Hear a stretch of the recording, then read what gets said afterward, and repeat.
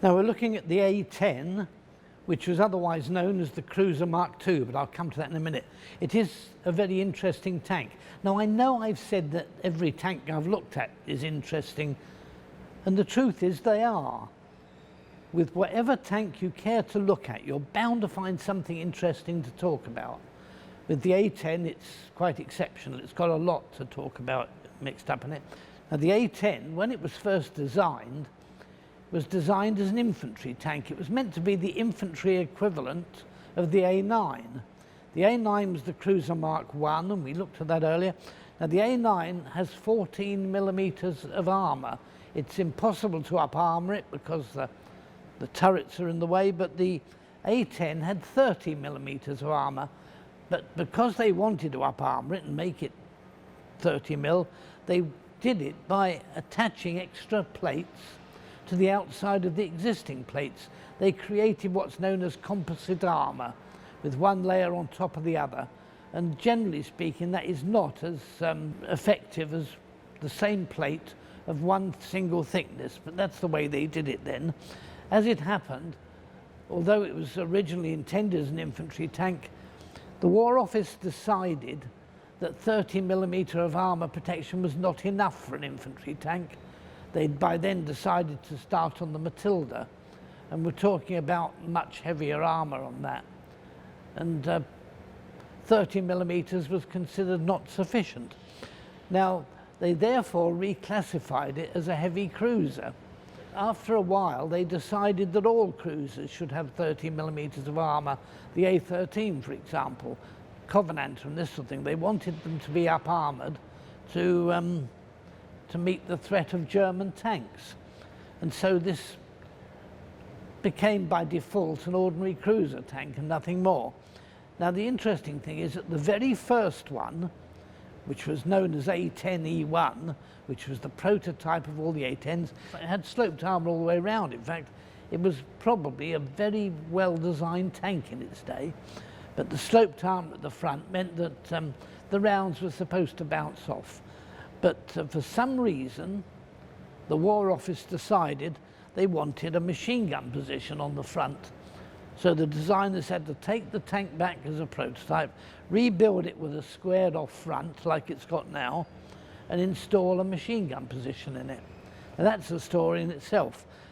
As you'll see, the machine gun position is here to the right of the driver, which means that in the A10, the driver is on the left, having been originally in the center. He's moved over to the left, and the machine gunner takes up a position on the right. Now that in itself is unusual for a British tank. You'd expect it to be right-hand drive, but there you are, it isn't. Now the other thing is, when the first of these A10s came out, they had the same turret with a 2-pounder gun, but they had a coaxial Vickers gun next to it, the big water-cooled Vickers, which was the standard machine gun of the British Army in those days. But at the same time, they decided to go for the Beezer, which was air-cooled. And it meant that because they didn't want two sorts of machine gun ammunition in one tank, all the A10s with the Vickers coaxial gun had this machine gun position blanked off.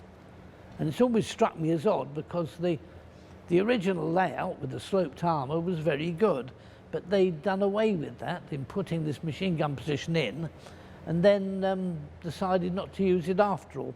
When the Mark II A came out, they decided to replace the Vickers machine gun with a coaxial Beezer, and then they reintroduced the hull-mounted Beezer. That's what made it a Mark II A. Otherwise, it's the same tank, essentially. And that's why this one's got the Beezer in the front. Why they needed a machine gun in the front of the hull, I really don't know. They didn't have one in the A13 Cruiser. They didn't have one in the Matilda, so it wasn't really essential. But somebody at the War Office decided they wanted a hull machine gun, and they got one. That's it there. Now the tank otherwise has it's the same engine as the A9, which is the 6-cylinder AEC. It's a bus engine basically, but it's a petrol engine. The bus engine's diesel. And that was in the back. It drives to a clutch and brake steering system, and it's got those external brake drums. exactly the same as on the A9 and on the Valentine, really, if you look at them closely. The other thing it's got, which you can see here, it's got double pin tracks.